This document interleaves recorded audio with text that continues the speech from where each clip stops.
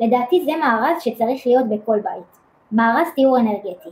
הוא מכיל כלי תיאור, מקל מרווה שמתאר את האנרגיות, ומקל פאלו סנטו שמכניס אנרגיות חיוביות. היא ממליצה לעבור בכל הבית או המרחב שאת רוצה לתאר. קודם עם מקל המרווה ולאחר מכן לעשות את אותה פעולה עם מקל הפאלו סנטו. אפשר ורצוי לבקש את כל מה שהיה לבכם. אנרגיות טובות, רוגע, שלווה, ביטחון והגנה, כל מה שתרצו להוציא ולהכניס מהמרחב. אפשר גם לתאר את עצמנו, לעבור עם העשן שיוצא מכלי התיאור על האזורים שמבקשים ריפוי, ובאופן כללי לבקש ולכוון לתיאור אנרגטי. גם קריסטלים הם עזרים מהטבע שמסייעים לנו לתיאור ולהכנסת אנרגיות חיוביות. במארז יש שרשרת אורמלין שחור לשמירה והגנה, כמו שיש עליי, ו3 קריסטלים שבחרתי במיוחד כדי שיסייעו לך לטהר ולחדש את האנרגיות. רוז קוורץ פותחת את צ'קרת הלב ומכוונת לריפוי אינטנסיבי ושורשי, שמצמיח ובונה בהיבט הפיזי והנפשי.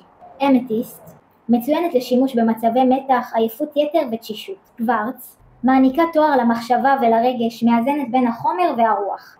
אני אוהבת להשתמש בקריסטלים, הם ממש מרפאים באנרגיות שלהם. כשיש כאב פיזי כלשהו אפשר להניח את הקריסטל שרוצים על האזור הכואב, והוא עוזר להקל על הכאבים, לתאר ולחדש את האנרגיות. את המארז אפשר לרכוש באתר שלי, יהי שלום במחוזותייך.